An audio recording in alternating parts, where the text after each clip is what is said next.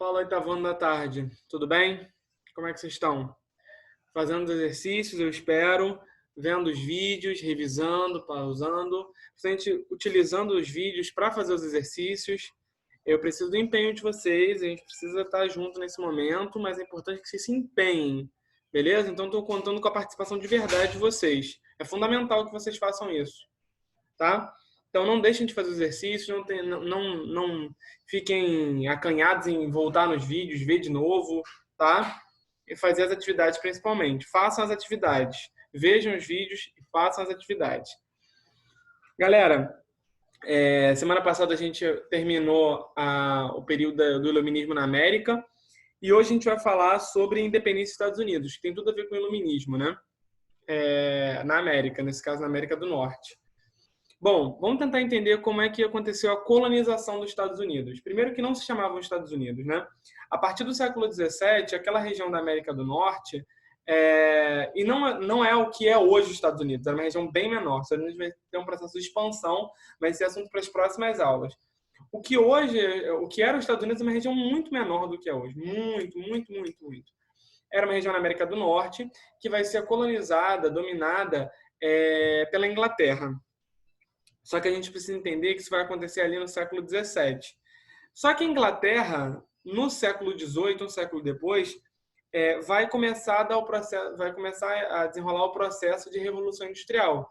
E durante o século XVII, em 1600, 1640, aconteceram as revoluções puritanas. Ou seja, a Inglaterra estava passando por momentos muito complicados. Então, isso afetou a colonização dos Estados Unidos. Tem muita gente que diz que deu certo nos Estados Unidos, é melhor, porque a colonização de lá foi de povoamento, de exploração. Esse é um conceito muito ultrapassado. É um conceito que a maior parte dos historiadores já não trabalha, e quando trabalham com muita criticidade. Porque nenhuma colônia é feita para simplesmente povoar. As colônias são feitas para serem exploradas. É que a Inglaterra foi mal sucedida na sua exploração. Vamos começar a falar sobre isso. A Inglaterra vai começar a dominar esse território, a América do Norte, e esse território vai ser chamado 13 colônias, né? Tem vários. Começar pela Virgínia, que inclusive é uma homenagem a uma das rainhas da Inglaterra. Então, essa região das 13 colônias, que vai se chamar mais tarde Estados Unidos, ela vai estar dividida em colônias do Norte e colônias do Sul, tá? E a dominação dos ingleses vai se dar através dessa divisão, Norte e Sul. O Norte são colônias que estão voltadas para os colonos ingleses. Então, quem mora lá são os colonos ingleses, burgueses, já no século XVIII, já são burgueses, já tem uma burguesia estabelecida, são urbanos. Ou seja, o Norte é caracterizado por ser burguês, ter uma estrutura comercial, o trabalho, a mão de obra é pago, assalariado, livre, urbanizado, começa a ser uma urbanização, porque ali moram os colonos ingleses. E o Sul? O Sul, os colonos que vão para o Sul vão dar prioridade ao latifúndio, perdão, a propriedade privada agrária. Então, a plantação, os plantations, né? Um esquema latifundiário. Só relembrando, latifúndio é uma grande extensão de terra dominada por poucas pessoas ou uma pessoa só. É a concentração de terra. E quem trabalha nesses latifúndios, principalmente nos campos de algodão? Os escravos. Esses escravos de origem negra, de origem africana ou da América Central, tá? Mas também de origem africana. E a característica, ao invés de ser urbana como no norte, ela é rural, ela é agrária. Então, só fazendo essa ponderação, de novo, 13 colônias são divididas entre colônias do norte e colônias do sul. O norte ele é burguês, ele é urbano, ele é comercial, ele é de mão de obra livre. E o sul é o quê? Latifundiário, concentra a extensão territorial agrária, rural, o trabalho de lá é escravo negro de origem africana, né? Então, a gente entendeu essas duas vertentes. Isso é muito importante porque até hoje nos Estados Unidos são reflexo, né? Os estados do norte e do sul. O norte dos Estados Unidos tem uma característica diferente da do sul. Isso vai ser muito importante. A gente vai falar muito sobre isso. Vai ter a ver com racismo, vai ter a ver com preconceito, vai ter a ver até com apartheid e regime de exceção, né? Mas muito mais para frente. Vamos tentar entender que isso é muito importante agora, você saber diferenciar. Bom, o norte, então, colonizado pela Inglaterra, começa a se incomodar com essa relação, porque toda colonização ela tem o chamado pacto colonial. Então, os Estados Unidos só podiam comercializar com a Inglaterra. Isso é problemático, né? E aí, para os burgueses vai ser complicado, porque quem mora lá é complicado. Mas aos poucos vai se aceitando. O problema é que a Inglaterra, aos poucos, vai saindo dessa dominação. Por quê? Como eu disse, a Inglaterra estava envolvida em três coisas. As próprias revoluções, ali em 1640. Quando entra em 1700, a Inglaterra está envolvida numa disputa com a França e também está envolvida na Revolução Industrial. Então, ela não está dando muita atenção. Mas aí, como a Inglaterra perde a guerra para a França, a Inglaterra se volta para a necessidade de recuperar, mesmo se ganhasse também, ou seja, a ideia é voltar para recuperar a economia. E a Inglaterra, quando a Inglaterra tenta voltar para as 13 colônias, ela percebe que ela não tem tanto poder. Aquela burguesia do norte começou a se estabelecer. E no sul, os latifundiários senhores de escravos, donos de terra já se estabeleceram. Mas principalmente o norte já não aceita esse pacto colonial. Já negocia com a Holanda, já negocia com a própria França, veja só que, né, que ultraje, né? Negociar com a própria França, sendo colônia da Inglaterra. E aí, o pensamento iluminista que a gente já estudou, de Thomas Hobbes, a igualdade de jurídica, de liberdade, igualdade, fraternidade, as mesmas ideias que vão impulsionar a Revolução Francesa, que a gente já estudou, vão influenciar a independência dos Estados Unidos. Aliás, a independência dos Estados Unidos acontece antes da Revolução Francesa. A Revolução Francesa acontece em 1789 e a independência dos Estados Unidos vai acontecer em 1776. Tá? Então, até antes do que a própria França, né? Bom, começa então o espírito iluminista a chegar no norte, principalmente no norte das 13 colônias. O norte vai ser o principal ponto aí da independência. E aí o que acontece? A Inglaterra, percebendo que isso está complicado, que ela precisa aumentar o poder dela sobre a colônia, aumentar as riquezas, aumentar a exploração, ela começa a colocar uma série de leis, né? Uma dessas leis vão ser chamadas de leis intoleráveis. Que leis são essas? A primeira é a lei do selo, né? Seal Act, em inglês. A lei do selo, ela vai falar o seguinte, olha, para transmitir selos agora, para fazer um envio de correspondência, vai se cobrar muito mais do que se cobrava antes, né? É quase uma forma de tentar aumentar os impostos, assim, a revelia, de qualquer jeito.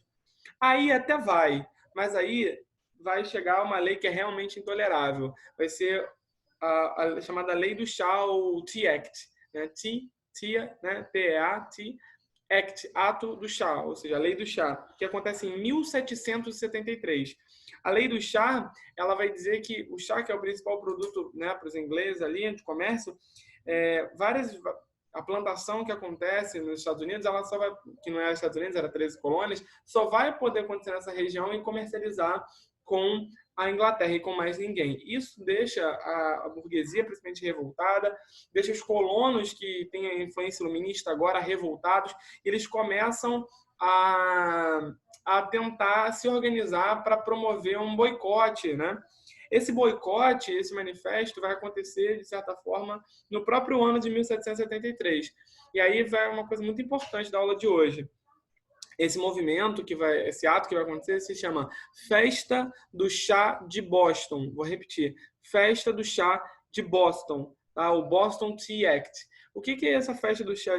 Boston Tea Party, perdão. Essa festa do chá de Boston não é a festa. Por que festa? É um nome irônico. Porque o Boston tem um porto, né? É onde entra e sai o principal caminho do chá, das 13 colônias, para a Inglaterra. E os colonos, então, eles decidem, então, os burgueses principalmente, se vestir de alguns nativos americanos, né, nativos das 13 colônias, daquela região, e eles, inclusive, tomam um saqueio, vão pilhar um desses navios que tem carregamento de chá, vão assassinar guardas da realeza britânica e vão derrubar toda a carga de chá no mar, né? Por isso, é a festa do chá de Boston. Eles vão derrubar toda essa carga no mar. Você imagina que desastre que não é, né? Esse motim, esse estopim, assim, essa arrebentação, esse movimento de estouro desses revoltosos, vai dar início ao processo de independência. É aqui que começa a acirrar. É aqui que a Inglaterra começa a lutar numa guerra para tentar dominar cada vez mais as 13 colônias, e as 13 colônias se organizarem, principalmente no norte dos Estados Unidos, querendo a sua independência. Tá?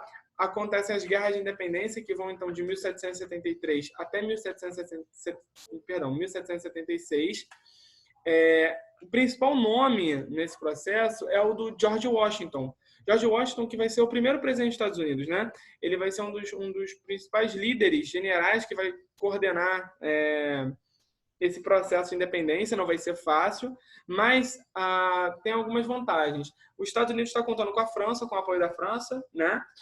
Conta com o apoio da França, que é a principal inimiga da Inglaterra e que também é de onde vem as ideias iluministas naquele momento. E também conta com a fragilidade da Inglaterra, que não está muito interessada, está mais interessada na Revolução Industrial, que começa a crescer e começa a tornar a Inglaterra o principal centro do mundo naquele momento. Então, juntando esses dois fatores, a gente consegue entender por que acontece a independência de forma tão rápida. George Washington, então, que é o general do processo das guerras de independência, lidera esse movimento, vai ser o primeiro presidente, né? E a partir do dia 4 de julho de 1776 vai ser declarada a independência e a Inglaterra vai reconhecer, no segundo Congresso da Filadélfia. Quem é que faz a primeira Constituição, né? Quem é que faz a Declaração de Independência dos Estados Unidos é um nome muito conhecido, chamado Thomas Jefferson, que inclusive vai ser presidente dos Estados Unidos, vai ser o terceiro presidente dos Estados Unidos, né? Montando aí um dos pais fundadores. Sempre lembrando que George Washington, inclusive, dá nome à capital dos Estados Unidos, né? Não é Nova York, a capital dos Estados Unidos é Washington District Capital, ou Washington DC, como você vê nos filmes, desenhos e tudo mais. Tá? Então, a gente pode analisar algumas coisas aqui. A gente pode analisar como é que foi feita a colonização, já de uma forma diferente as 13 colônias. A gente pode identificar a diferença entre norte e sul, que vai ser importante depois, isso vai dar um problemão, né? Durante a nação, o norte vai querer fazer uma coisa, o sul vai querer fazer outra, a gente vai ver isso mais à frente. Então, diferenciar norte e sul, saber como que se desenvolveu essa influência para a independência dos Estados Unidos, influência iluminista, né? A formação dos estados. Importante também lembrar a fragilidade da Inglaterra, pelo que a Inglaterra está passando, lembrar o que foram as leis intoleráveis, que foi a festa do chá de Boston, e depois como é que ocorreu esse processo de independência formal ali até o 4 de julho de 1776, né? Galera, eu vou passar algumas atividades de novo, tá? Então, é sempre assim, eu vou dar aula, quero que vocês façam as atividades, vocês estão tendo mais tempo, né? É ruim estar distante, mas vocês estão tendo mais tempo para fazer exercícios. Então, por favor, façam os exercícios. Não deixem de fazê-los. Não deixem de assistir às aulas. Não deixem de assistir às aulas anteriores. Não entendeu? Volta, assiste de novo. Né? Vocês têm apostila, vocês têm atividade, vocês têm aula, vocês têm recurso. Tá? Estamos aqui e precisamos do empenho de vocês, beleza? Vou deixar de novo as atividades para vocês fazerem. Assistam essa aula quantas vezes vocês quiserem. E é isso. Beleza, galera? Tranquilidade? Beleza. Um abraço, então, para todo mundo. Estudem, se empenhem, se esforcem. Esse momento vai passar e nós seguimos juntos aqui. Um abraço.